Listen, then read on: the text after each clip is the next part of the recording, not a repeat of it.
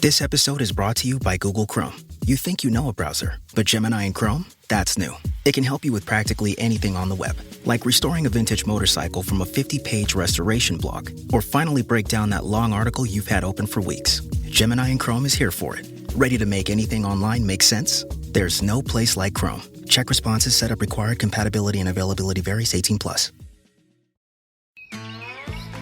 You are tuned in to the Foul Weather Podcast, the forecast to your next successful hunt. Coming to you from the home office, Jack's Reef, New York.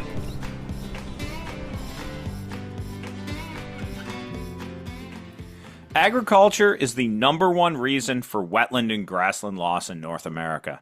But it is also a necessity, feeds ducks, and farm policy plays a huge role in keeping duck habitat and ducks with us. Today we visit with Dr. Mark McConnell of Mississippi State University's Department of Wildlife, Fisheries and Aquaculture. Mark is the James C. Kennedy Endowed Chair in Upland Gamebird Ecology and Bryan Endowment for Bobwhite Restoration. I almost said something different there. His work may center around upland game bird conservation, but his breadth of knowledge about ag policy affecting conservation for all wildlife is his real gift. I've been chatting with Mark about this stuff for years since I was at Mississippi State, and we're lucky to have him with us today.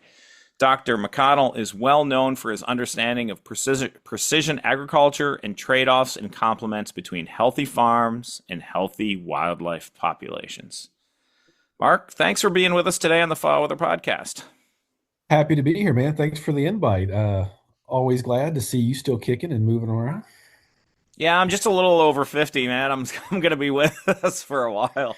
As much as some folks might want to see me fade into the distance, I'm going to be here and keep pushing buttons, keep talking science, I think, like you will. And you've got some really big boots to fill at Mississippi State University, but a little about your role there, maybe a little bit of background. Who's Mark McConnell? I'll keep it brief. Yeah. So thanks for the intro. Yeah. So at my position at Mississippi State, I'm the easiest version is I'm the quail guy, but I'm the upland bird guy. So do a lot of research on bobwhite and other grassland bird or grassland obligate type birds. Essentially, my goal is to do research on birds in working landscapes. So agriculture is a big part of that, working forest, working forage systems, trying to make sure we're doing research that fits on the landscape where most of the acreage is. Most of the acreage is in ag, forestry, or pasture land. So that's a good chunk of the world. And yeah, so do a little research there and teach a bunch of classes, and had a short stint in the waterfowl world when I was a professor at UGA and thoroughly enjoyed that. That was Georgia, right? Yeah, UGA, Georgia. Yep. Did ringneck stuff there. And had I stayed there, I probably would have stuck to the waterfowl world a little bit, but I was really trying to get back to the upland game bird world. So yeah, love the job, get to teach a lot of great students. It's a great program and enjoy every part of it. Yeah, we do miss you a little bit in the Atlantic Flyway, though, because there's just not enough of us over here doing waterfowl research, and it would have been great to collaborate with you. But you're in a good spot. You did come from that kind of bobwhite world and then the ag world in general. And yeah, you hit a really good point, and something I talk to my students about a lot is, man, if you want to affect conservation, get into where the rubber hits the road. Don't go work for National Park Service or National Wildlife Refuges. Those are specs as far as public land goes. The public land is really where we are able to make big strides for conservation, and where also the most negative stuff can also happen, I think, lots of times. So. Yeah, I can remember when I first started focusing really heavily my master's research on quail and ag, and I remember people saying, like, why in the world would you focus on agriculture? Like, that's just, you're a losing battle. And as my wife likes to say, I love a challenge. And I hate someone telling me, like, oh, that's a lost cause. No, my goodness, no, it's not. I had worked with a lot of farmers. I had worked on a farm. I had kind of a little bit of an insight into that world. And I was like, man, these people are not, granted, not all farmers are conservationists, just like not all hunters are conservationists. I hate those monikers we use for all that. But a lot of the farmers I worked with either weren't aware of how many things they could do differently, or they were cost prohibitive, And right. So it seemed like a fun puzzle to me to figure out, how can we make this very challenging landscape more friendly for in my case for quail, and then for waterfowl too. I mean, there's a lot of similarities in terms of what landowners need, what farmers need to see, what they need to hear. Their decision making process is what I really wanted to understand better. Like, what does it take to get the average 67-year-old Caucasian male farmer to add a little bit of wildlife habitat on his farm? And I've spent most of my career in some form or fashion trying to chip away at that rock.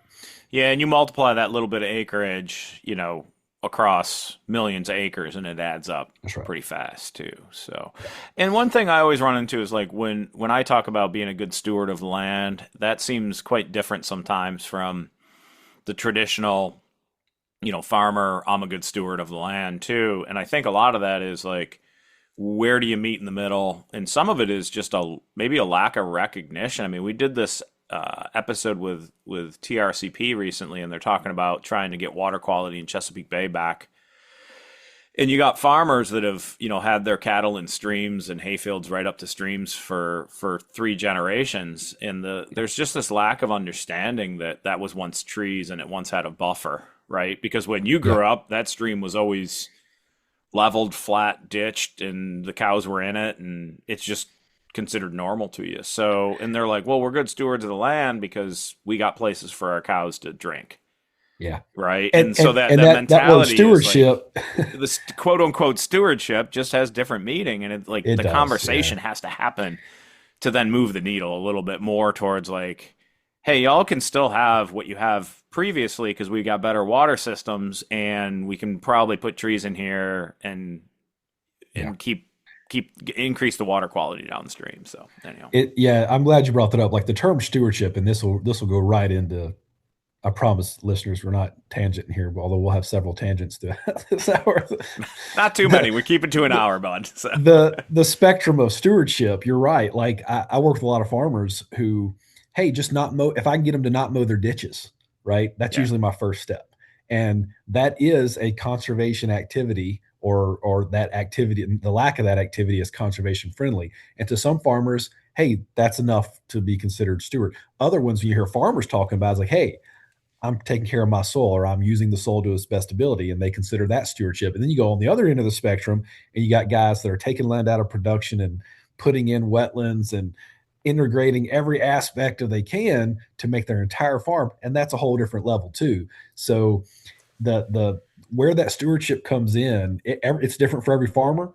And what I tell students is meet the farmer where they're at. Start small and build incrementally over time. But I agree, farmers are good at farming. A lot of them are really good at stewarding the land. A lot of them are not. It's like that old thing, Shane Mahoney had a great article called something, I can't remember the title of it, but it was something about opportunity. And he essentially makes this analogy about how you're not a conservationist just because you're a hunter, right? You contribute to conservation through buying your license and various things, but that's like saying all taxpayers are patriots, right? It's not the same. So it takes, in my opinion, to get that label conservationist, you've got to be doing something deliberately that is probably not in your perfect best interest. There's got to be a sacrifice somewhere. And that's where getting wildlife habitat in a working farm requires deliberate intent.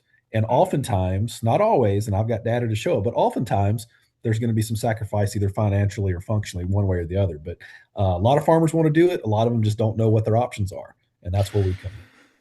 And we're going to go on one more tangent because you just made me think of something that's no way something we were going to talk about. And Mark and I can chat about this stuff forever. And we have over the years, and we agree and disagree on great stuff. And that's why I love chatting with Mark about this. But like the big oak tree or the hickory tree that sits in the middle of a farm field, right? I've always wondered, I'm like, is that some level of guilt? Like I cleared everything, but I'm going to leave something. I've always wondered, because it definitely is a sacrifice, because it's shade. Sure. It doesn't need to be there. That tree could come down. There's some like, I'm going to make money off this land, but I always love that moniker of respect when there's that big old tree out there, because there's a reason that stayed. Maybe that kid grew up on that farm and shot squirrels under it, or sat against it and shot a deer or a turkey or something. and just couldn't give up on that tree. So that always gives me hope that there's something there like, hey, I got to make money. And we'll talk about profit margins and things here in a second. Yeah. And I think this plays into it quite a bit of like, when can you give? When can't you give? Because at the end of the day, that farm has to succeed. That's the goal. Yeah. And when farmers, like it's a weird thing to say, when farmers have to be successful, in my opinion, for us to get conservation in the working landscape, because if farmers aren't successful, that land's not going to be farmed. So we have an option. At the extremes, it's farmland, or it's a Walmart parking lot, or it's a subdivision, and those are the extremes. There's a lot in between, so I'm oversimplifying it, but getting something, chipping away at it. And the tree analogy, man, I love that, because that really does come down to like something you can do for quail, or if you can do for ducks. If that tree means something to you, that means there's something in your brain saying, that needs to say, you've put a value, you've essentially got a hierarchy now, and you're saying that tree and its location and its presence means something. If we can figure out what that means, and the how far a farmer's willing to take that, and where on the farm they're willing to give a little, that's essentially the recipe for how we get the landscape changed. I mean, that's all there is to it. It could be a tree, it could be a ditch, it could be something as simple like a good example in the waterfowl world is keeping your water on just a little bit longer after duck season, right? I know we'll get into this in a second. Like, I cannot tell you how many farmers I've been like, hey, just don't pull that board the last day of duck season. And I'll say, what's the latest drop dead date you can leave that in before it's going to affect your ability to get into that field in the spring?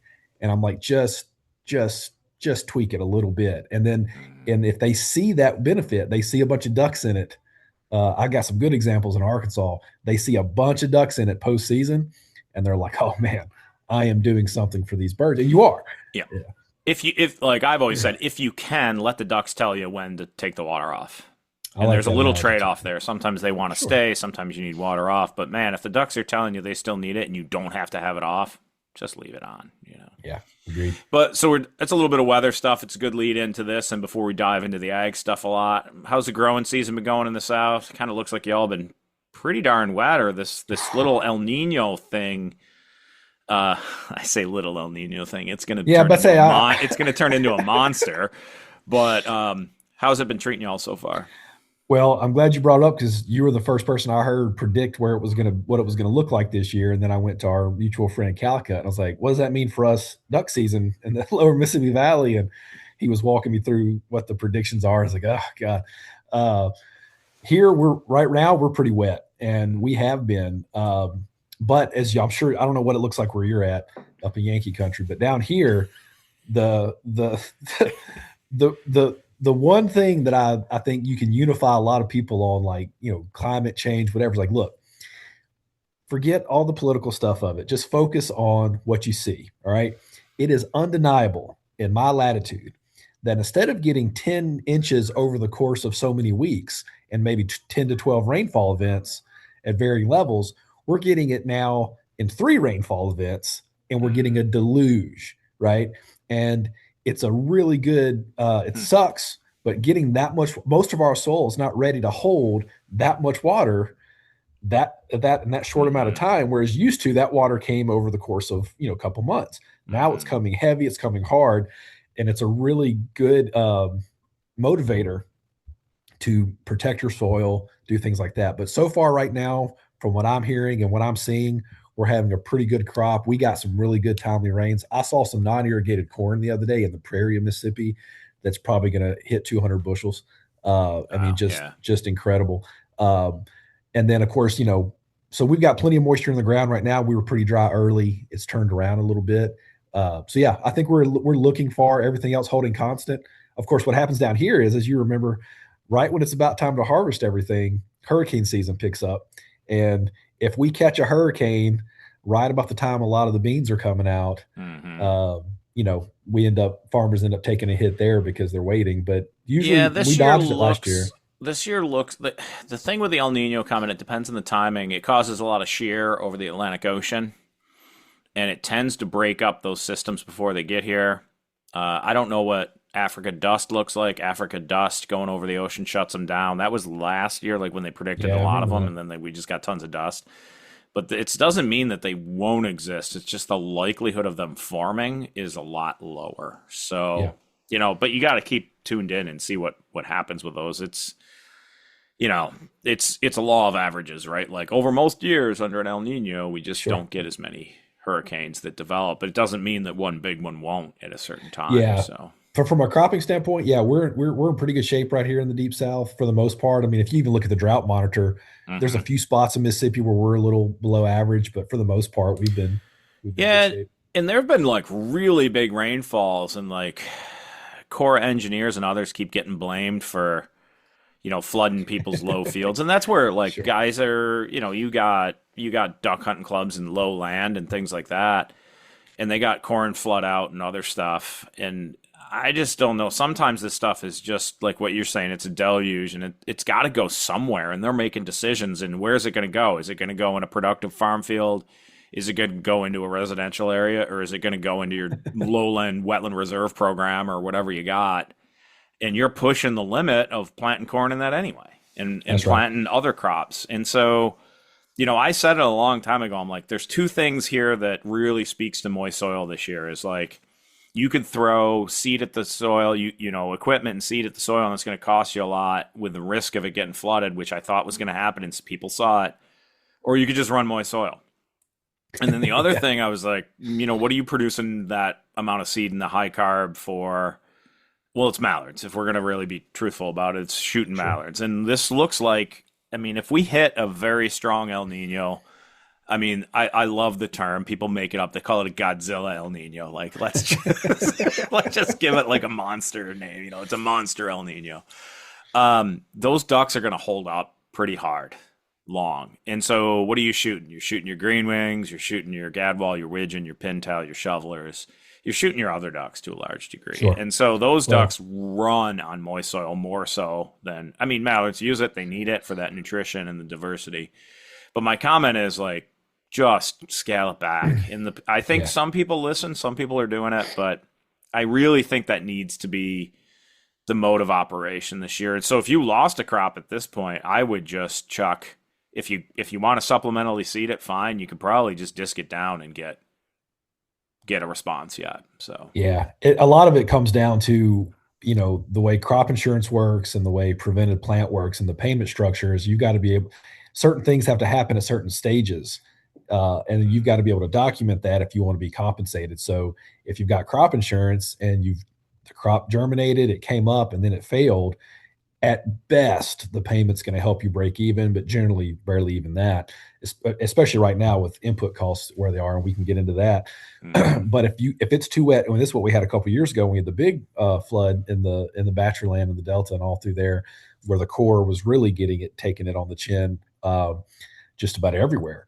And in those cases, probably not the best places to be farming, but on good years, the soil's so fertile. It's so good.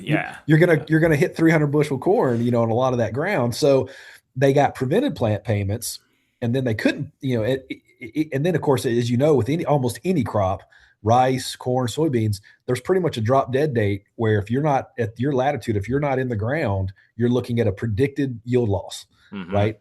Rice is there's a window for rice in Mississippi. And you can look at charts where if you're planting past that date, they can tell you, it's just regression analysis. They can tell you what your expected yield drag is going to be. So the ability to get in a field, get the field prepared, get the stuff in between these major rain events, and then hoping your soil has enough structure, which most of it doesn't, to hold that and get germination is a big challenge. I remember seeing guys like the Yazoo River was coming up. My wife and I were down there doing assessments of wetland reserve program lands in the Delta of Mississippi, and guys were like running around trying to get seed in the ground with the knowledge that it was going to flood.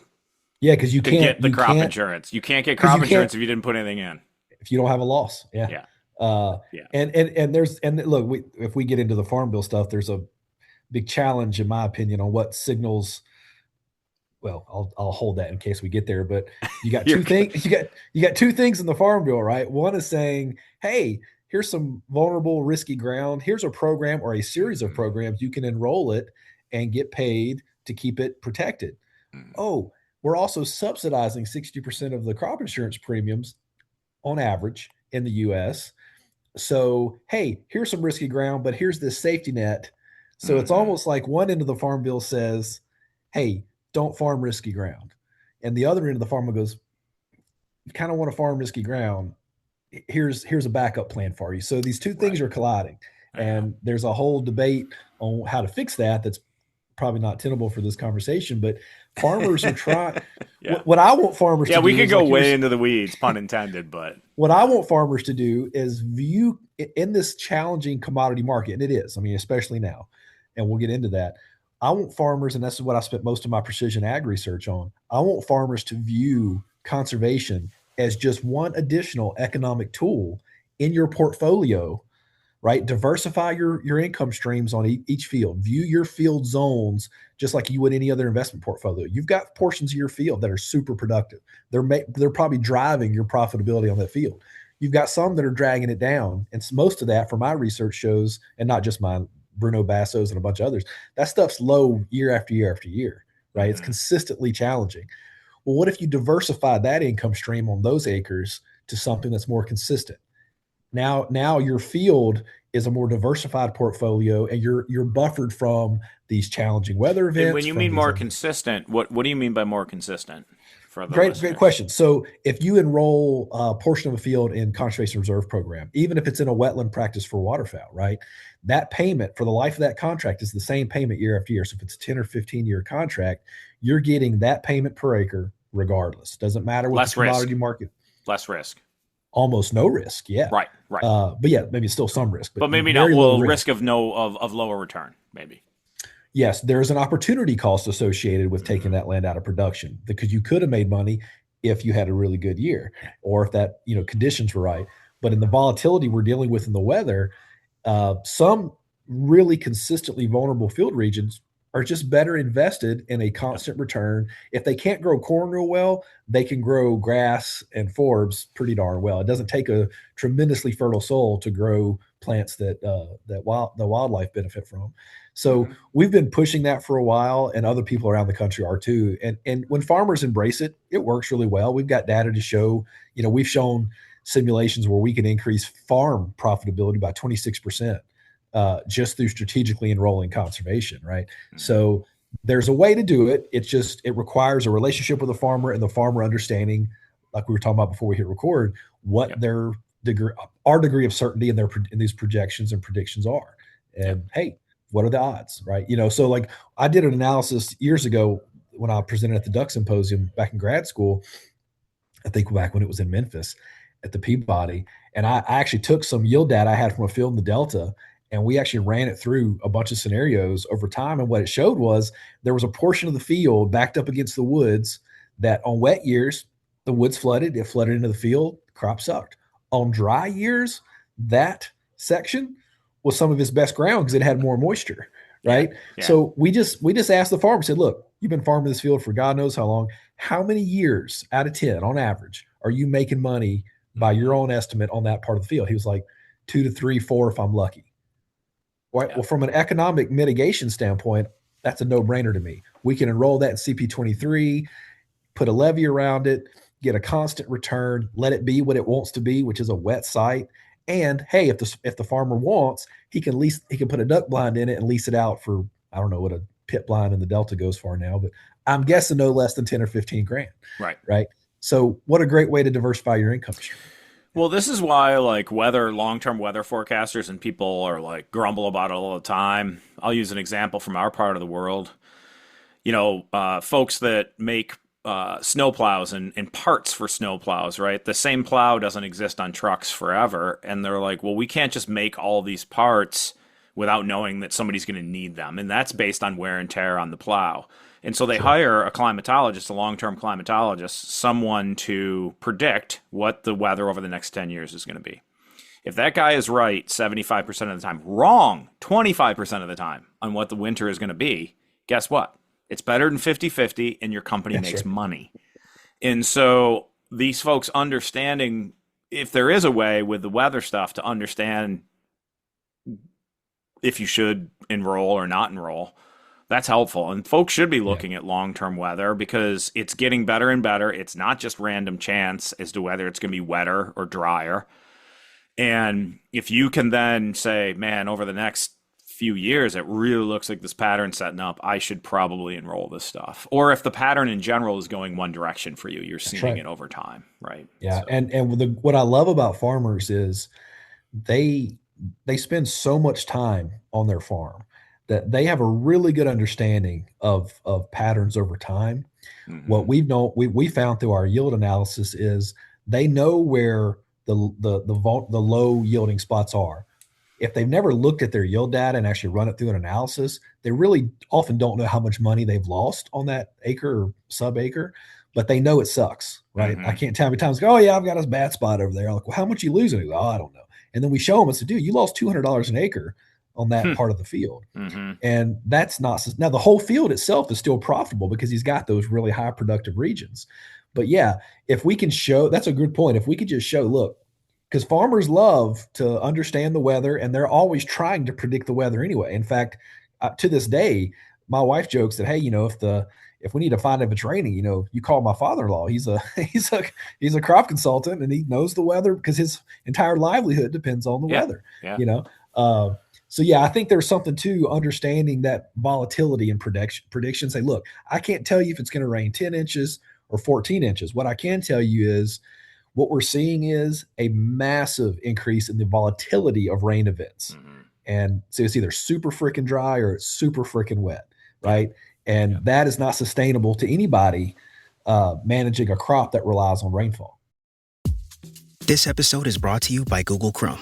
You think you know a browser, but Gemini and Chrome? That's new. It can help you with practically anything on the web, like restoring a vintage motorcycle from a 50-page restoration blog, or finally break down that long article you've had open for weeks. Gemini and Chrome is here for it. Ready to make anything online make sense? There's no place like Chrome. Check responses, setup required, compatibility and availability varies 18+.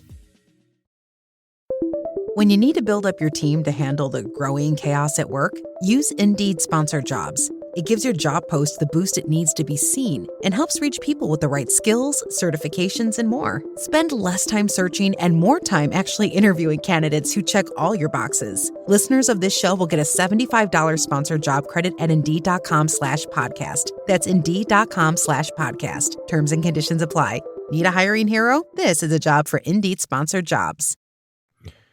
Yeah, I love it. But let's do this. Let's get into some, I guess, meat and potatoes of what we want to talk about here as far as ag markets, which are super complex. I think the listeners are already kind of getting a bit of that. And we could probably do a podcast that's 100% about how farming affects wildlife. In fact, I think Sure. that might Yeah. even exist. There's a million podcasts nowadays, but no dig against every single waterfowl podcast out there. If a kid spit on the ground and put a decoy in it, I think he's got a waterfowl podcast nowadays. But anyhow, that is a little dig, I guess. But That's fair. in your experience, Mark, what are I'd say the three hottest topics in agriculture right now that are affecting waterfowl conservation specifically, not just wildlife in totality? Yeah, that's a great question. So most of mine is going to be focused on the prairie pothole region, just the duck factory, because that's I think that's the evidence is pretty clear. That's where a lot of our challenges with waterfowl come from.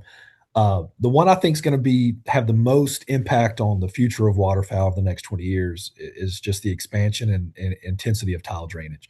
Um, Wow. Yeah. the I was up in Saskatoon a couple years ago and speaking at an event, and the other guy on the stage was an ag guy who did a lot on tile. And afterwards, he was like, and I wasn't up there talking about waterfowl in particular. I was just talking about conservation and agriculture. And we were having coffee afterwards, and he said, "How you feel about tile?" And I said, "Well, as you can imagine, as a wildlife biologist, I understand why farmers use it.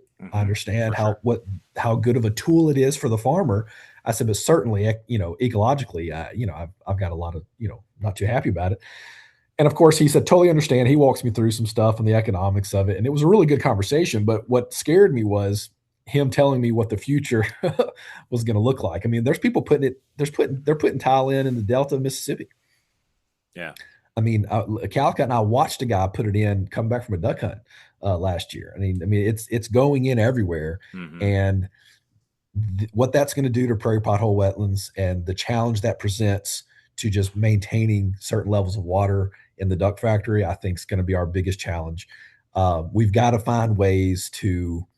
We're not going to be able to stop the train on tile, right? The economics on tile from the agronomic standpoint are overwhelmingly in the favor of the crop, right? So that's not going anywhere.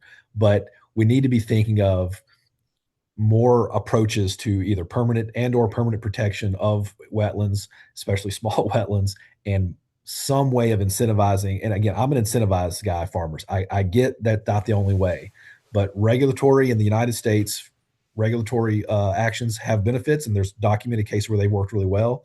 But there's also a ton of evidence where incentivized conservation works well too. So some combination of those both, I think, is going to be the big one. That's my big one on ducks.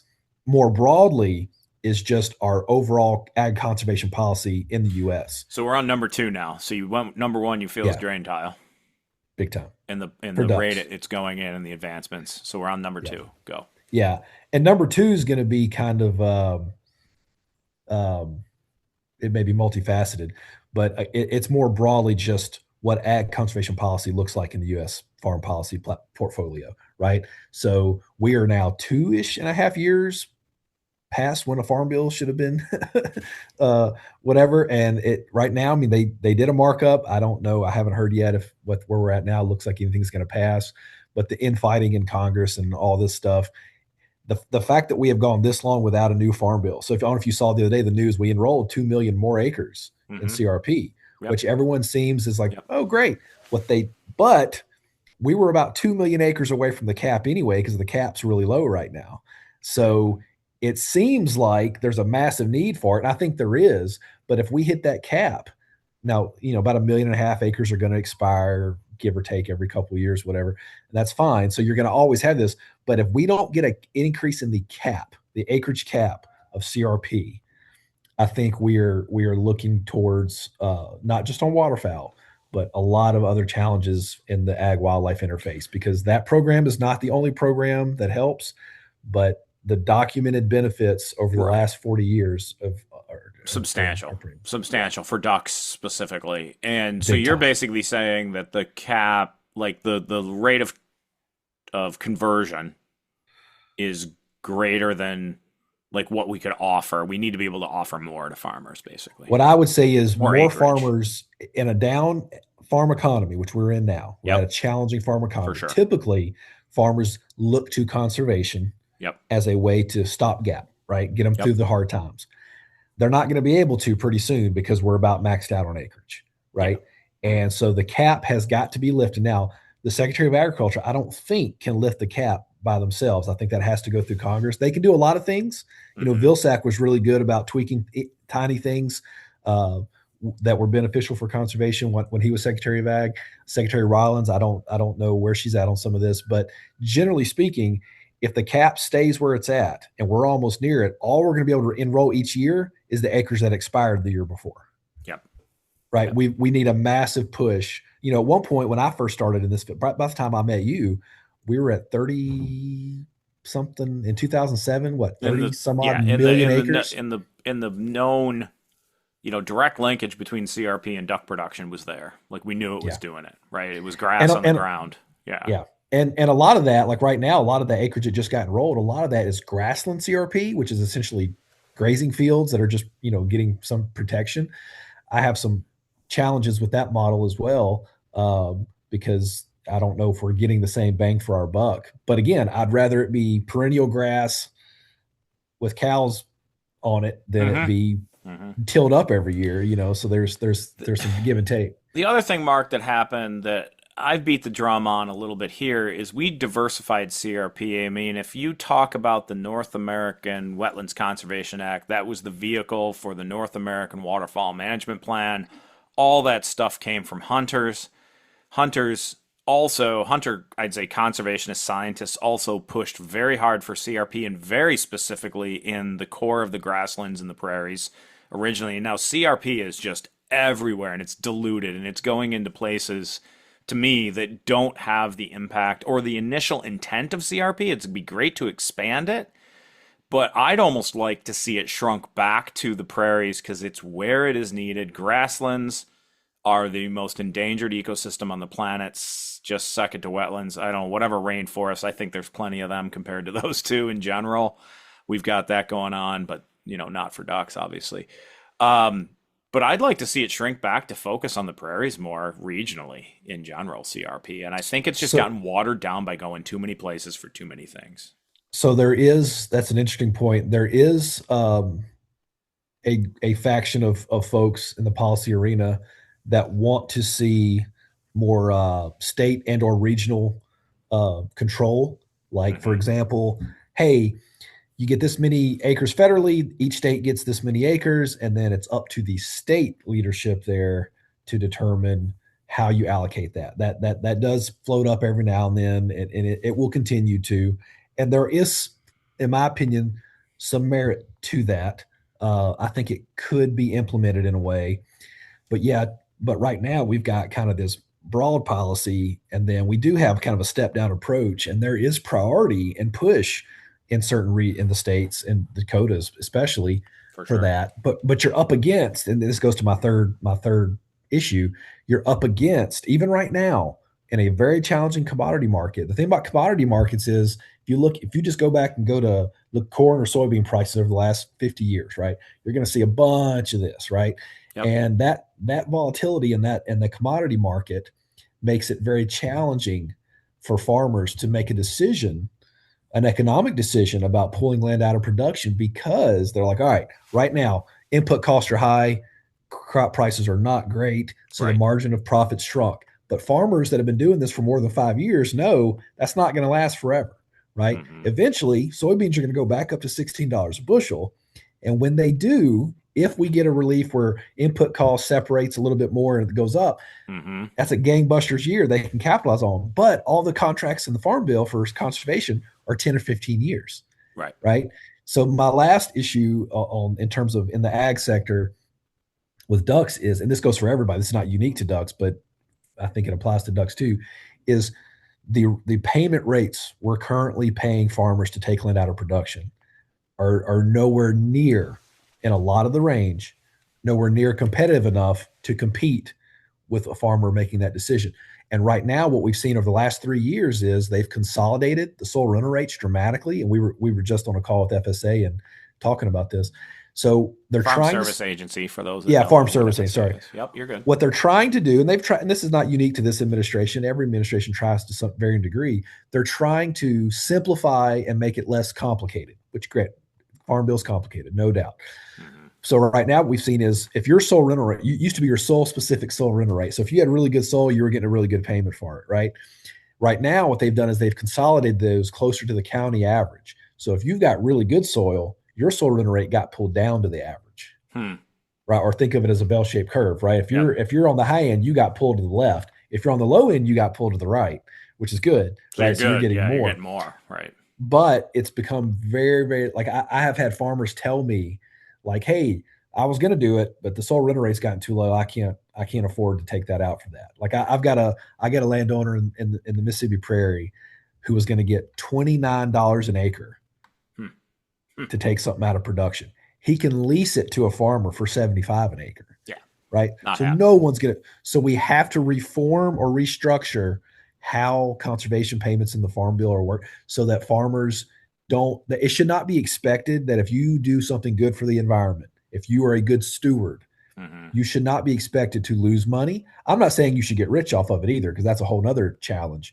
Right. But we got to find a way to make it more economically conducive to do good things for the environment, because that there's just no other way around it. Yeah, and you bring up risk too, and that's where, I look at what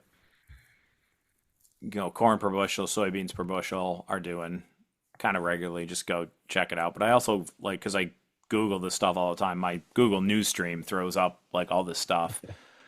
And the market is just, I feel like nobody knows where it's going half the time. Right. And it's like, hey, is China going to buy a bulk amount of soybeans from us? We need that to happen. Well, yeah, they are. Oh, no, they're not. Right. And and then there's speculation in that commodity market too, that makes prices jump and then decline, and it's so messy right now. Like, I wouldn't want to be in it, right? No, Like, me either. like, Yeah. I don't know, like, if the weatherman never told me whether it was going to snow a foot in central New York, would I drive out of my driveway every single morning? I'd probably just sit here, right? Like, because when it's, I mean, you all don't have it down there, but we do get 2-foot snows, and it's pretty brutal. Yeah, we don't have that. And I need to know that, right?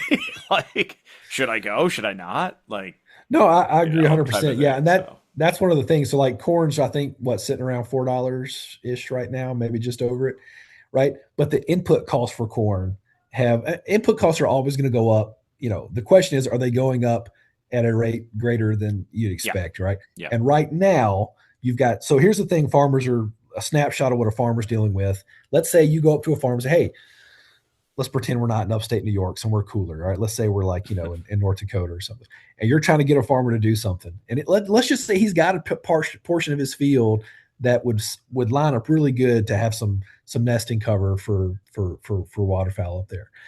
All right, so he's got the current year's issue he's dealing with, right? Hopefully he paid off last year's crop loan. Not a guarantee, especially because I don't know if you saw, but last year, 2025, there was a 43% increase in the amount of farmer bankruptcies declared. Yeah.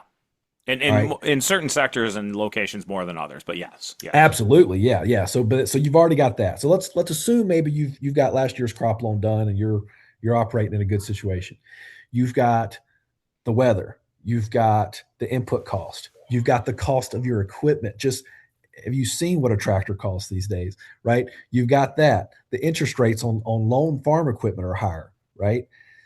And that's just stuff you're dealing with every day. Then you've got the weather. Then you've got to think about what's affecting when I'm going to sell these, right? So you've got input costs, you've got the tariffs, you've got the trade issues, you've got all these things adding to complexity. So you've got to harvest when you've got to harvest, and then you're going to probably store them, and then you're paying to keep them stored. And what a lot of farmers do is they're waiting.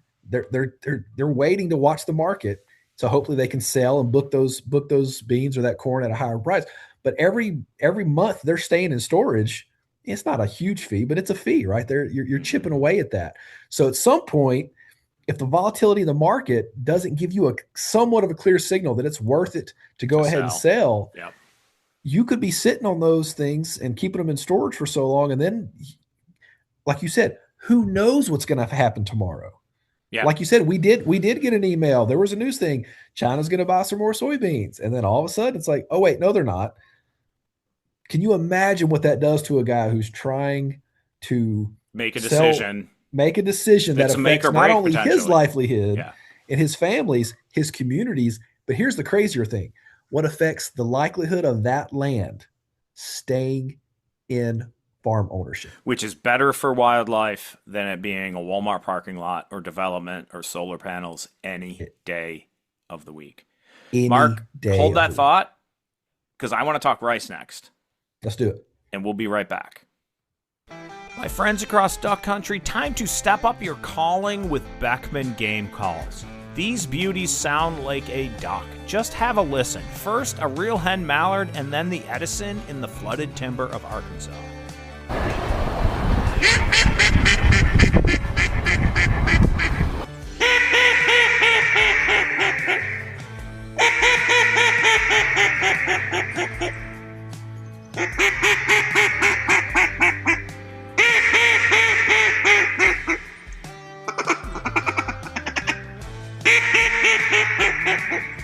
Beckman Game Calls with a lot of new colors and woods coming soon.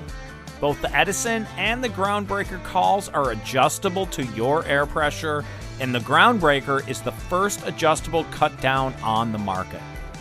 Check out Beckman Game Calls today at beckmangamecalls.com. All right, and we are back, and as I noted before the break there for Beckman Game Calls, we're going to talk rice here for a minute. Waste rice in Arkansas made that place the duck capital of the world. They'd go into flooded timber during the day. They'd come out in the morning, evening, feed on rice. But Mark, what has changed in rice farming since those glory days? So much.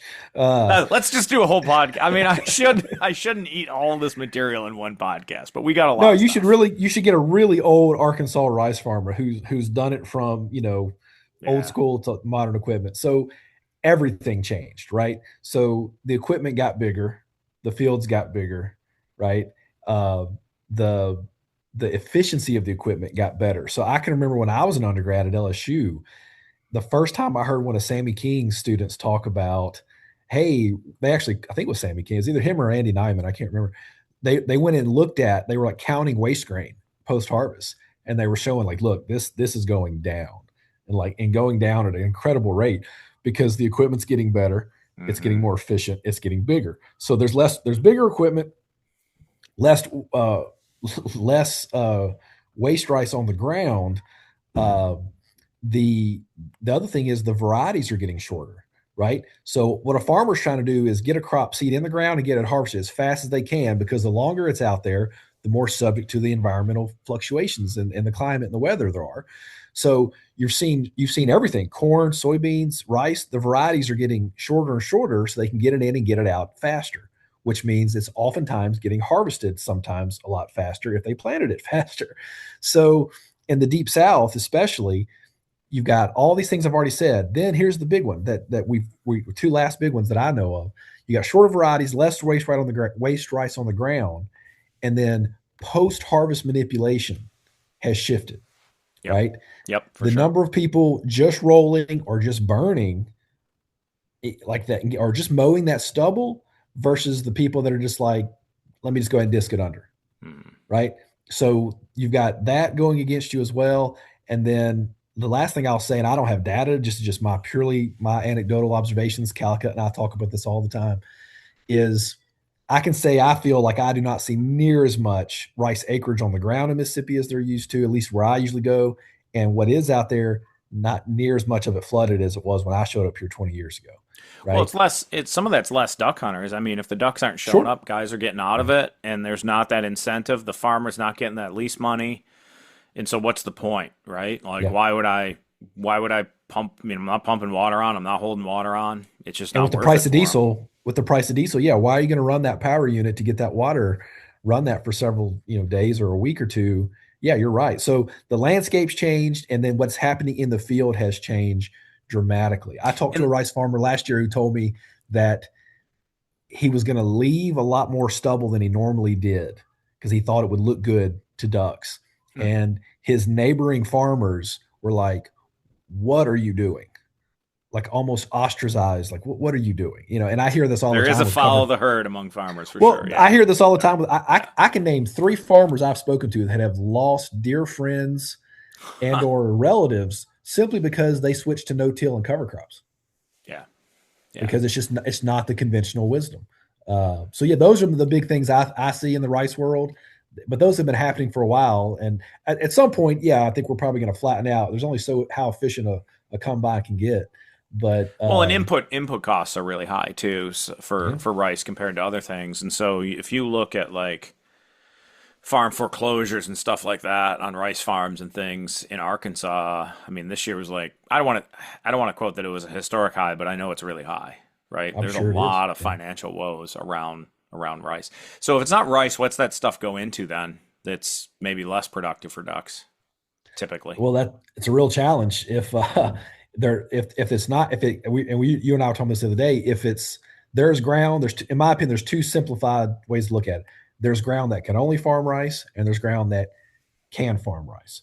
The ground that can only farm rice, it's just low ground. You try to put another crop in there, more times than not, you have failure for one of a number of reasons, either flooding, blah, blah, blah, root rot. Especially this year, if this El Nino thing keeps going, If you've got fields that can be rice, but could also be something else, all right, then you've got a little more flexibility. You can farm soybeans and, sometimes corn in those, maybe milo if you're lucky. Yep. You're definitely not farming cotton in those, and those kinds of things. But so there's that challenge too. Like I said, I've got friends that same boat. Like there are some fields, every time they try to put it in something else, it just doesn't take. Well, and I'm thinking like stuff that dries up a little bit later, shorter season, that's like a soybean thing, right? But even with our short rotation or our short variety soybeans and stuff, like it used to be, I talked to Calicut about this. He's like, yeah, these guys were like harvesting soybeans in like early December. Like it's unheard of nowadays. Like, well, late. Yeah. Late. and maybe speak a little bit to, I don't know, I think I can. When I was there, like the corn soybean fields, it's total, and I guess the listeners up north might not see it, but maybe speak a little bit to the moonscape of like why rice is so important, because what else is there, right, for crops? Like what happens? Like what is the typical timing of corn harvest in Mississippi? This episode is brought to you by Google Chrome.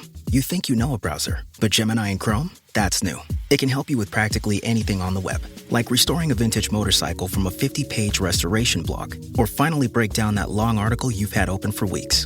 Gemini and Chrome is here for it. Ready to make anything online make sense? There's no place like Chrome. Check responses, setup required, compatibility and availability varies, 18+. When you need to build up your team to handle the growing chaos at work, use Indeed Sponsored Jobs. It gives your job post the boost it needs to be seen and helps reach people with the right skills, certifications, and more. Spend less time searching and more time actually interviewing candidates who check all your boxes. Listeners of this show will get a $75 sponsored job credit at Indeed.com/podcast. That's Indeed.com/podcast. Terms and conditions apply. Need a hiring hero? This is a job for Indeed Sponsored Jobs. So Calc and I just looked at this a little bit with a postdoc doing some remote sensing, trying to estimate when stuff was harvested. And we were looking at it actually to look at it, how it related to mourning dove harvest on some WMAs in the landscape around them.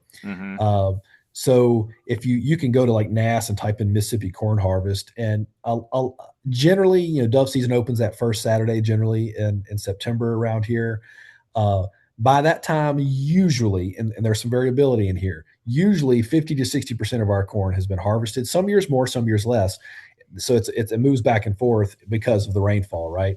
If we had a really wet spring, they planted late, they're going to harvest more after dove season. And I'm just using that as a benchmark because that's what we did the study on. If they had a dry spring, they got in early, and they didn't get too much rain later, they're going to generally harvest before. And we were looking at how it affects, trying to get at how it affects dove scatter across the landscape. But in the duck world down here, what the big difference down here compared to what y'all are dealing with up there is once the crop, let's say you're just doing, grain corn, once that corn is ready, we've got to get it out immediately because the humidity is so high, the rainfall is so high. We're going to have fungus. We're going to have all kinds of things that can affect the plant due to the heat and the moisture at that time of year. So, and we're not dealing with waste grain. Most of ours, Mike, you harvest down here, most of that waste grain's going to germinate. By the time ducks get here, and they till it under, chest high, or they till it under. So it's not it's not as available. Whereas up there, it stays cold. I was driving up to, in October to Minnesota last year to grouse hunt, and they're standing corn all up through those parts of those northern states because it's cool. Nothing's going to happen to them. We can't leave corn or anything on the vine down here. Right. And our stuff, lots of times, we got guys harvesting well into deer season, which is Thanksgiving and later. Yeah. Right. Yeah, we and can't do doing that. it when there's snow on the ground. So, it sits, and then when it hits the ground, and if it's a late season, these ducks just get on it, and it's something that holds them further north. So really, it's rice in moist soil. Yeah. There's other stuff out there, obviously. There's some submergent aquatic vegetation in some spots and other things, but not a lot. Calcutt would tell you the farms that do a good job of incorporating hot crops with moist soil tend to have more consistent, harvest numbers on a given year, just because it goes back to the diversity of options. You've got ducks that they're flying around and they say, hey, all right, corn, sure, we all know ducks are going to use corn to a varying degree. That's it. But if you've got corn next to some moist soil, next to some flooded forest and some scrub cover, you've got more that duck can utilize throughout that wintering period than, say, the guy who just has a pit blind just on a flooded bean field that was harvested. Oh, heck yeah. Right? Those guys are struggling because that stuff has been, my cousin leases one that, that stuff has been tilled right after harvest. Yeah, it's just there's not much in it. It's just 8 inches of muddy water. It's a water footprint that the ducks might come into on a front, but it's not holding birds. Yeah. Yeah. And that's what you hear from them. There's like when a front comes in, oh, we did great. The rest of the season, they're shooting 3 shovelers a day. Nothing wrong with that. I've been there.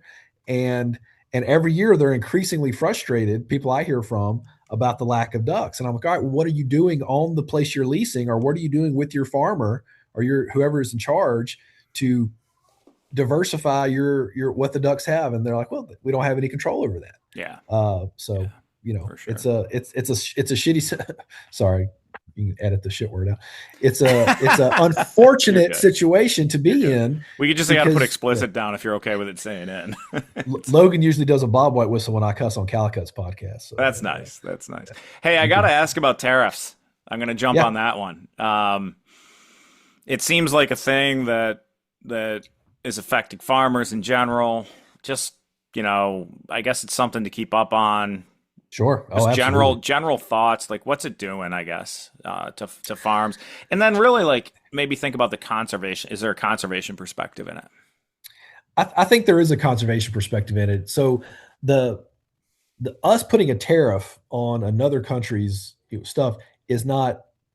I mean that's what starts it, but that's usually not what hurts our farmer. What hurts our farmer is they retaliate and they add another tariff, and then it's this game, as we saw in the public sphere, back and forth.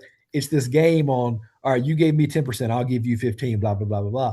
It's exhausting. But yeah, what it affects is other countries that we're engaged in this debate with on their ability to buy goods from us. So it affects everything differently, right? So like heavy metals and things are one thing, how it affects soybeans and that's different, right? So there is a theoretical potential that tariffs over the long term can lead to policies that are more fair long term, right? The challenge there is there's no way to guarantee that, because once you set a tariff, the retaliatory tariffs take off, and we'll see how this experiment plays out. Right now, from what I'm hearing and reading, it is overall a negative to farmers on most crops that I can think of, because the countries retaliated, and then it just ends up escalating. Not to mention what it puts on who we're getting inputs from, like what it does to fertilizer and cost. Yeah. I mean, look at the cost of fertilizer the last 3 years. I mean, it is. I had leftover fertilizer for my sweet corn and some of my food plots, and I put it out today, and it's all gone. And I looked it up, and I went, "I'm good. I'm not buying more fertilizer this year." Yeah. It was brutal. It's brutal. Yeah. So I don't know conservation-wise, other than the fact that it puts farmers in a very tough financial spot. And when farmers are struggling to pay bills, conservation is not generally on their mind. Yeah. So it's adding that's a good point. It's adding volatility. That goes back to the prior point of like in that volatility, and when our profit margins are low, our uncertainty is high, the interest in conservation is genuinely low. Yes, that is my understanding. Now, but going back to our previous conversation, if we can make conservation more economically appealing, for sure, right? Then, and through some very targeted marketing, then we could say, hey, yeah, this sucks, this situation, but here's this other thing you can do to try to help you through it, right? And and right now what the administration's doing is this challenge exists. No point in ignoring it. Decisions they made added to the complexity of this for sure. And they're trying to, the newest package I saw has that they're debating right now in Congress has a huge, I can't remember how many billions in farm aid. Okay, well, farm aid in a bad time is really just a Band-Aid, right? Yeah. Farmers are going to appreciate it, and it's going to help. Take it, but it's not enough. They'll take it, but it's not fixing the issue. The issue is we have to have a robust trade policy where our farmers aren't getting screwed and our consumers aren't getting screwed. But there's more than one way to skin that cat, and time will tell whether this works or not. I don't have a crystal ball. What I do know is farmers right now, this is a tough year for a lot of reasons. The tariffs were not, so far, have just added to that challenge and that volatility, and we'll see. And I don't want this to be an anti-tariff comment, because I feel like the trade balance, we were getting screwed. Most certainly in lots 100%. Of cases. And so 100%. There was need for it. It's just like, can we work through it in a global market? Like, we got to understand that we can't go isolationist. We can't just keep ag markets within the United States. And let's just say we've traded with Europe too, and not, East Asia and all that. It just isn't how it works anymore. There's just no way around it. So balancing the trade deficit in general was necessary in cases, but Like, it's the mechanics of how it functions and whether we're doing it right. And I'm not in that enough to know. All I know is No, for a me neither, farmer and man. talking to them, it's bumpy as hell right now. That's all I think it is. And I say Yeah, bumpy, I mean risky. when I saw that increase in farmer bankruptcies, like one my first emotion was just sadness. Like that just sucks for a farmer. But my Yeah. second reaction was just fear, because what's going to happen to those acres? So they could just get consolidated by big other farmers, their neighbors, or corporate farmers, which are obviously ticking up. They could be bought by, I don't think it's even controversial. Well, I was about to say, yeah, the foreign, I don't think we can deny that anymore. That's a huge freaking thing that's happening and happening at an alarming rate. Yeah. So my big concern is, what does that happen to the landscape? And do those acres that were, we'll say, went to bankruptcy or whatever, do we lose the conservation potential on those acres in the future? And I don't mean, because obviously my heart goes out to the farmer and his family and his or her family, because that sucks, right? That sucks. But in addition to that, we're at a point now. I think I've been paying attention to U.S. farm ag conservation policy since 2006. I think I was just keyed in on it as an undergrad, and it was very germane to my master's research and has a lot to do with what I do. So I try to stay on it. What I've seen is, in addition to all this volatility and everything else we've talked about, even in the last couple of years, there's simultaneously been, and you can just use the cap as an indicator of this. The CRP cap's just done this, right? Mm-hmm. There is less and less enthusiasm for set-aside programs than there was. It's shifting mostly now, it seems, towards what they call working lands programs, things like CSP and EQIP, which are wonderfully good programs that are great for farmers. But what they're not, or most of them, those contracts are short. They're not as long.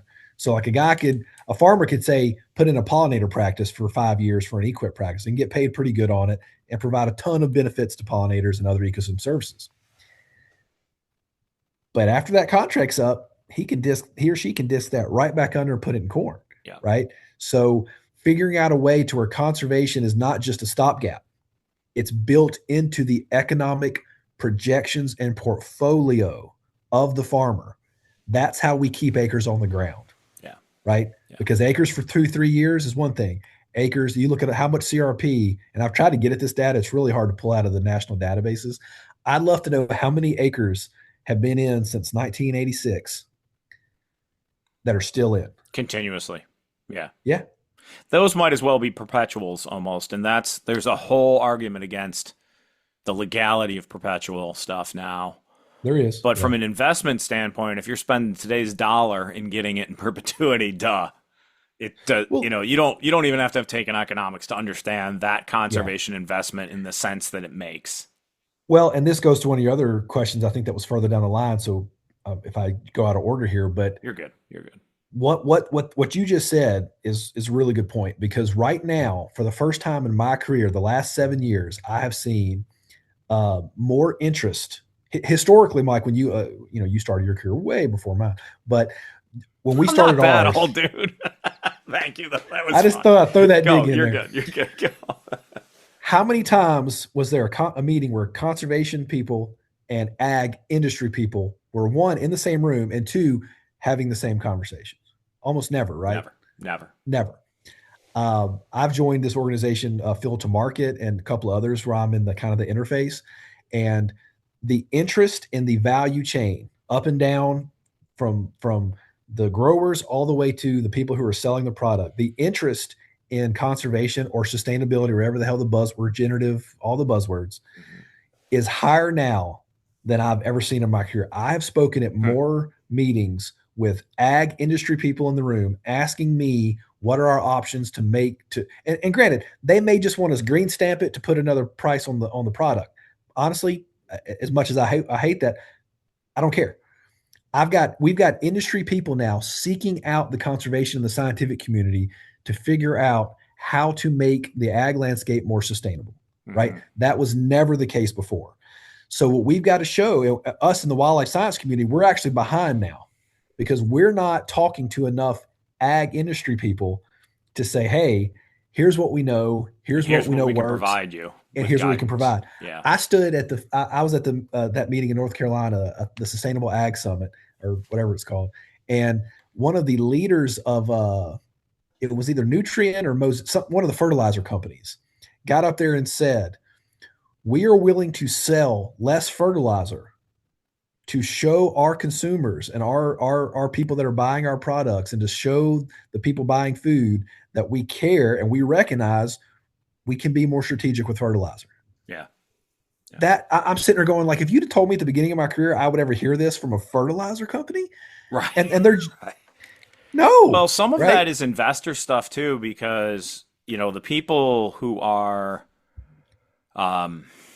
not just the buyers and consumers, somewhat the consumers, but folks are seeing landscape change, their weather changing, lots of stuff going on, and the companies themselves are being asked to step up a little bit, right? Yeah. I mean, you got energy companies that are worried. This is a little sidebar, but you got energy companies that run electrical lines across the country that are worried about milkweed and monarch butterflies because their constituency cares about them, and the people won't invest if all you do is trash the planet in general, right? We've got concerned citizens out there as well. So, and I think that's a good thing. And again, that can go south really quickly.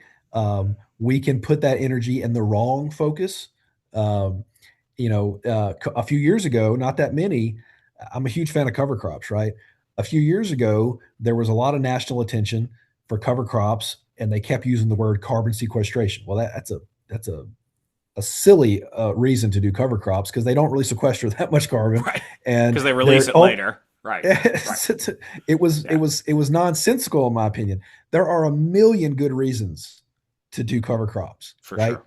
Carbon's not one of them. I'll just go ahead and say it, and people can. But wildlife in general, and the water just quality, soil all kinds of health. stuff, Oh my soil goodness, health. yeah, it's a ton of. So it's one of those things where we can get off track and we can get the wrong angle on this. Mm-hmm. But to your point, the fact is there's more interest up and down the value chain now than there's ever been. To make things better, whether we call it regenerative, which I hate that word, whether we call it sustainable, whatever we want to call it. Or what are they calling it now? Rewilding. That's what they're calling it. In the whatever EU. buzzword it is today. Whatever buzzword it is, I don't care. Yeah. As long as it does something good. Just show that there's a way to make things better. Yeah. Where everybody benefits, right? And it's got to be, back to ag markets, it's got to be profitable for the farmer. It's got to be. Like I spoke at the Cotton Sustainability Conference in California a couple years ago, and it was just textile leaders like Tommy Hilfiger, Carhartt, all their people that buy cotton. And the whole point was just, what are our options and are they profitable? And that's all we talked about, right? That was a huge moment to me. Like, man, when Tommy Hilfiger and Carhartt want to be able to say, hey, our cotton was grown in a more sustainable way, I don't really care what their motives are. Yep. I just want to be able to show them what their options are. It is months until planting season, but your vision is already clear. The land is your passion, and Hancock Seed has your back. You plan food plots to feed and attract game in ways that matter for months. Live on your land with Hancock Seed. Today you plan, tomorrow you harvest. With Hancock Seed, you get family farm faith, nearly a century in the making. Hancock Seed has partnered with Foul Weather to produce 3 distinct seed blends. The Northern Deer Food Plot Mix, a proven combination that keeps deer coming all year round. The Southern Waterfowl Mix for carbohydrate-driven ducks. And the Northern Waterfowl Mix, built to succeed even in the toughest summers.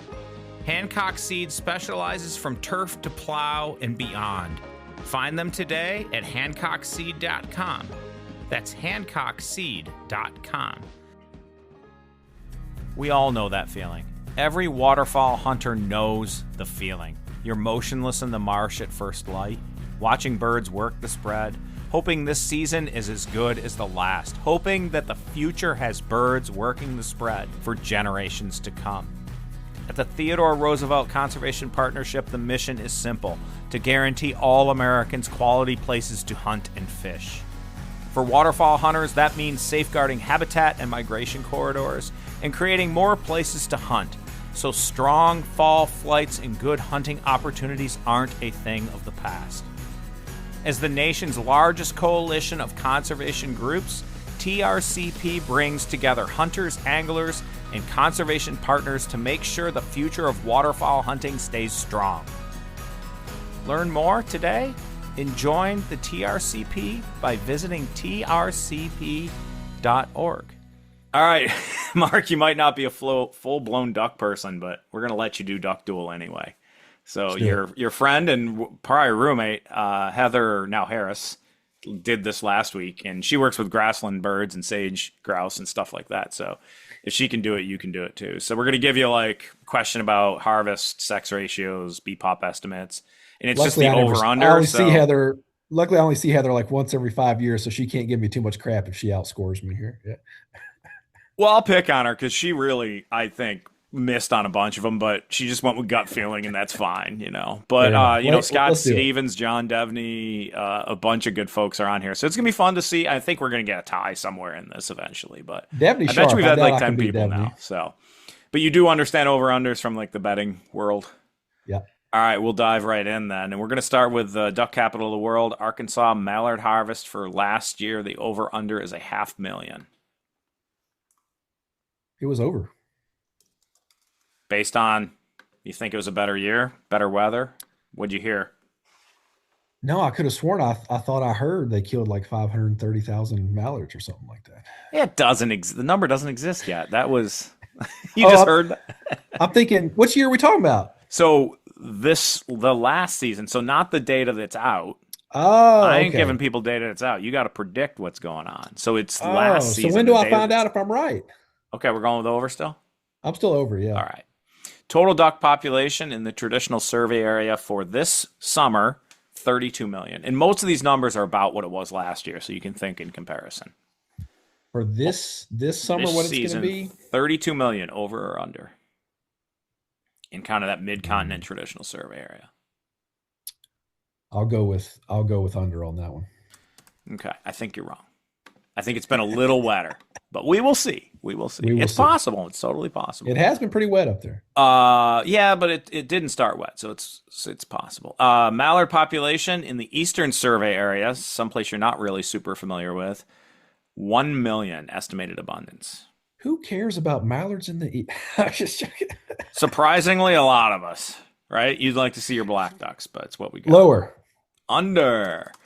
Louisiana total duck harvest for last year, 1.3 million. So did Louisiana do better or worse? I don't know. I heard they had a really bang up time the last 2 weeks. I'll go with over. I already typed it for you. Louisiana total mallard harvest for last year, 70,000. Below. Under. Okay. Yeah. I bet they shot the shit out of some teal though. Yeah, I bet you they shot more ducks in the country of Canada last year. Immature versus adult mallard age ratios for last year for South Carolina, 2 immatures to adults. And do you know where this Carolina? Yeah. Do you know where this question's coming from? The angle? No. They release game farm mallards. So usually like New York might get like 1.8 immatures to adults, maybe a little higher, but South Carolina's been as high as 5 immatures to adult. Oh my God. Yeah, I've been on one of those. I've actually run an airboat catching ringnecks on one of those places. Fun. What was the ratio? 2 immatures to adults for last year. Oh God. I'm just curious. I'll go over. I'm just interested. Okay. Yeah. Who knows? Maybe they're doing it. California mallard harvest for last year, 150,000. Do you remember what the West was like? California? I don't. But just to go for fun, I'll go under. Yeah, I think you're right. It was hot and dry. Oh, I just deleted a bunch of stuff. Often is in California. Yeah. Yeah, they're going to get wet, at least Southern California. May ponds. You know what May ponds are, right? Prairie, Parkland, North Central U.S., 4 million. Wetter or drier this year? 4 million is the long-term average? Or 4 million is about last year's, I think. I don't remember where I came up with these. They were spitballed. I think I agree it was a little bit wet, but it was started off dry. So by the time they count them in May, I'm going to go with under just because. Oh, he's just going. I literally typed over. Under. You were leaning one way. Atlantic fly total duck harvest, we are on number 9 now. 1.3 million total duck harvest last year. 1.3 million for the Atlantic fly. That includes game farm. It does, yes. Over. Over. Then he's going to go over. Mississippi flyway total duck harvest 6.4 million. I love the comparison, right? Because it just goes to show. I mean, we've got ducks. We just don't have ducks like y'all do. Sure. We had to have shot under. Under. Yeah. Okay. Yeah. All right. Let's finish up with silver lining here then, Mark. 3. Yeah. Just bullet pointed. 3 positive movements in the ag sector helping ducks. Well, this is where I was going to come into this thing I just told you about. The shift in industry's interest, ag industry's interest in conservation or sustainability up and down the value chain, I think is a positive. I think, don't know if it'll bear any fruit, but it's more joint conversations than I think we've ever had in history. So that's the first big one. The second big positive, I think, is, and this could be a negative too, but you know this more than anybody, it seems like, as much as I'm not a huge fan of, like you said, everybody having a podcast, and there's a lot of misinformation out there, as we both know, but more people talking about waterfowl. Yeah. And more, I think there's a net positive. I'm not saying it's huge, but I think the fact that, like, a lot of these debates we're having on corn and everything, we need to have the debate. I prefer we didn't have it on social media. But as you and I saw with the comments to our article on where have all the mallards gone, did you read some of those? They were hilarious. All I do is go to social media now for the comments. So yes, Calicut and I read through them on the way back from his farm. Just the first one was like, all 3 guys are heavily involved with DU. The study's biased. I'm like, man, I never did so far from the truth. Right. Yeah, but anyway. Yeah. But the passion is important, right? In the discussion. If I could get it, I would, as a quail biologist, I would trade as many arguments as the duck world has. I'll take those in the quail world, because we just don't have the breadth of people across the range talking about it as much. I mean, it's good and better, but I'd rather interest and controversy than no interest. Yep. I'd rather have a lab that's high energy that I have to focus than one that just wants to sleep on my porch all the time. That's another way to put it. Yeah.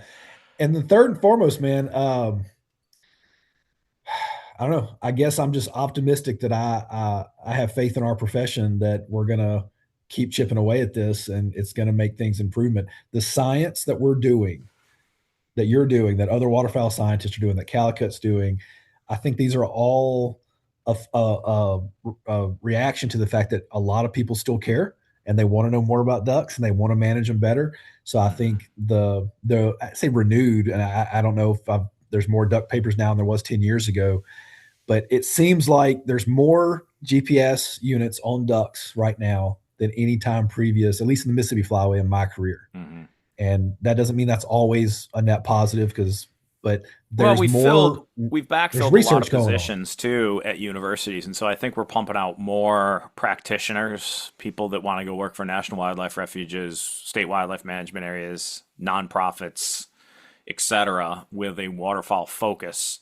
We had a big lag there for a while, so I think there's a lot of optimism in that well-trained group of people, and we got to keep doing it, because I think we lost that for a little while, and I think it's coming back. I mean, what Calicut and I and all the other faculty here at Mississippi State focus on is making sure, what we say is, if we could take these kids when they graduate, blindfold them and plop them out in a field somewhere, take their blindfold off, give them just a little bit of information about where they are and what their goal is, and they should be able to ascertain or deduce to some degree what the prescription needs to be. Mm-hmm.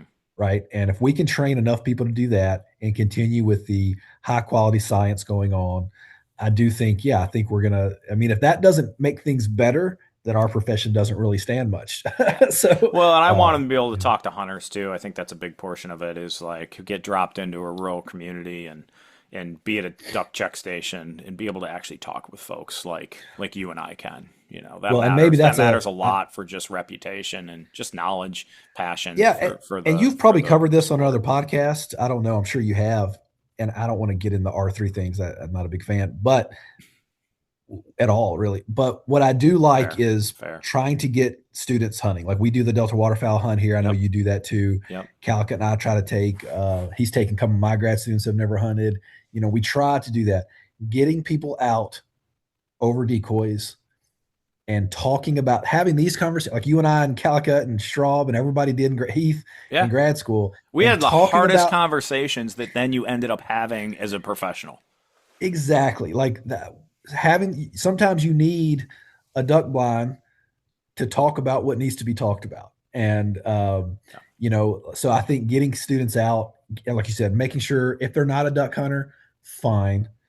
But as long as they understand how a duck hunter thinks and how a duck hunter, I mean, at the end of the day, we're not doing this just for duck hunters. We're not doing this just for ducks. We're doing this collectively for all the benefits the systems we're provide to the public, right? And waterfowl populations are one of them, right? For sure. But we're training them on ecosystem services and all that. We've got, to your point, we've got to train them to be able to interact with that hunter and understand what makes him want to buy that steak. At the end of the day, it does come back to people, and I'm not one of those. There's a lot of folks in conservation who are like, people are the problem. I'm like, yeah, they're also the solution, and I really like people a lot. I really do, and I want us to be happy and healthy on this planet, and keeping ducks with us is also going to keep people happy and healthy as well. I agree 100%. The ecosystem services, and last thing I'll say, just to nerd out for a second, all this buzzwords about ecosystem services, water quality, air quality. Yeah, it's great. There's 4 types of ecosystem services, right? And people forget that there's cultural ecosystem services too. And a person buying a duck stamp and spending the gas to go and sit in a duck blind and buy the decoys and buying the stuff, that is a cultural ecosystem service that we cannot afford to lose. Yes, the water quality is important. Yes, the carbon sequestration is important. It's all important. But the cultural ecosystem service is important too. And that's something that I talk a lot about at different conferences that gets ignored, right? I don't want to live in a world I can't where believe that, duck hunters I wanted to just be like, or quail hunters, amen, or even deer hunters for that matter, aren't on the landscape anymore. Yeah, amen. And we call it, you know, I just use the term Duck Country USA, right? Like it's easy. My Canadians haven't yelled at me for that yet, but Duck Country North America doesn't sound as cool.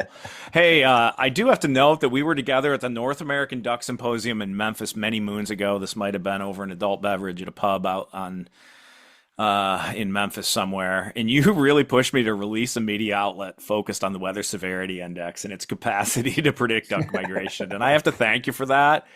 It obviously kind of stuck in my head for decades. We did this as a web page when I was at State, and then it was at Long Point, and we finally launched it as I just jumped off a cliff and did the podcast and the web page and stuff that we have now. So you're at least partially the inspiration for the Foul Weather podcast. So thank you for that, Mark. Just think of all the things, if you'd have listened to me over the years, what could have happened.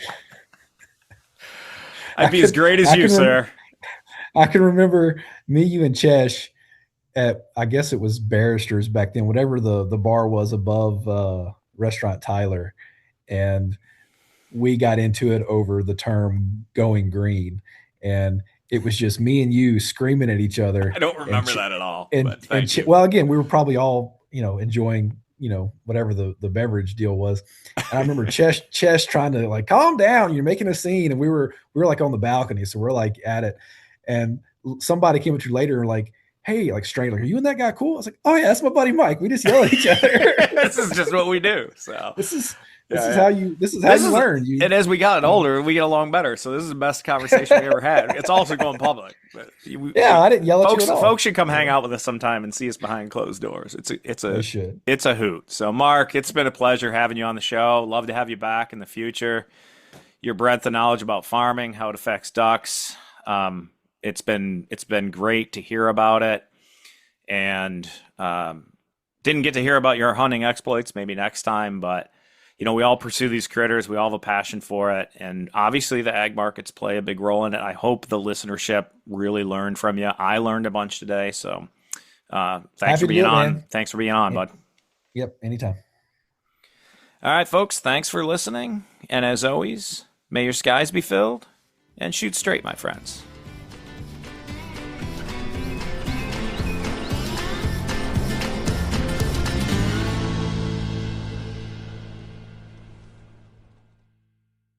Close your eyes, exhale, feel your body relax, and let go of whatever you're carrying today. Well, I'm letting go of the worry that I wouldn't get my new contacts in time for this class. I got them delivered free from 1-800-CONTACTS. Oh my gosh, they're so fast. And breathe. Oh, sorry. I almost couldn't breathe when I saw the discount they gave me on my first order. Oh, sorry. Namaste. Visit 1-800-CONTACTS.com today to save on your first order. 1-800-CONTACTS. I'm not giving up.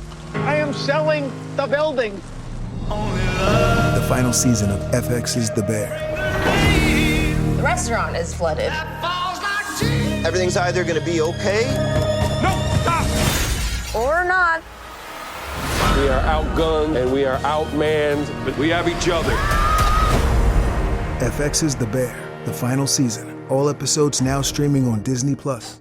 The right window treatments change everything. Your sleep, your privacy, the way every room looks and feels. At Blinds.com, we've spent 30 years making it surprisingly simple to get exactly what your home needs. We've covered over 25 million windows and have 50,000 five-star reviews to prove we deliver. Whether you DIY it or want a pro to handle everything from measure to install, we have you covered. Real design professionals, free samples, zero pressure. Right now, get up to 45% off site-wide, plus get a free professional measure at Blinds.com. Rules and restrictions apply.